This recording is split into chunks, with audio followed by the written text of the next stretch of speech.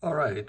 Hello, friends and followers. So yeah, you can take apart a D-104 microphone to service the switch inside. This one's kind of making some odd noises when you squeeze it. So there's 3 screws in the bottom you can take off. Those look like those screws right there. And that'll get the bottom base apart and the trigger will come off. So you first want to take off this little slide thing. Just slide this all the way up to the top, take it off. Then you're left with the trigger, or the on part, which will clip into here, and it screws onto the bottom with the screws. You can just unscrew the screws in the bottom, lift this up, take it off.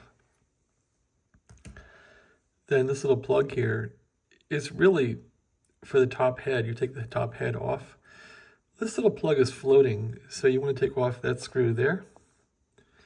And then the switch really is in line, so you want to take the screws off here for the switch. I got most of them out, and take those off carefully without damaging anything and scratching anything, and doing this one hand. Okay, well, it's coming off. And what happens is that will, and don't drop these or lose them, that'll get the switch inside loose, and then the whole cylinder here should come right up. Let's see if that'll go. I haven't really, yeah, looks like it is. So you can see the plug there is descending into the microphone, and carefully with one hand here, this whole thing should come off. I just can't seem to get it with one hand, but it'll come off. Let's see if it'll, there it comes. Let's see if I can wiggle it out. There it comes. Okay, so, yep, one hand, just pull it off. Get this light out of the way here. And that's your D-104.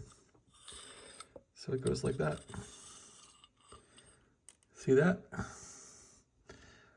all the crud out of there. Not that there's much in there, but put this aside, and now you can work on the switch, which really shouldn't need much. A little bit of cleaning, and really just some synthetic grease on the switch so it won't make any noise, and you're going to be all set. There's not much to really go wrong in here unless this thing was driving some high power relay or something, but you might want to just put some paper in there, some paper to clean the contacts.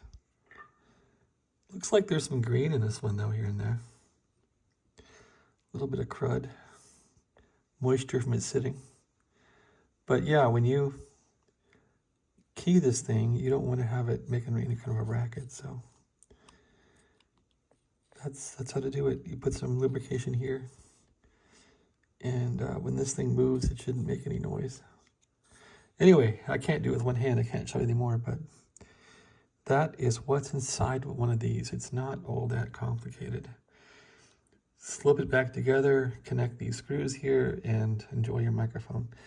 Maybe clean off some of the crud and kerfuffle from the bottom here from people using it.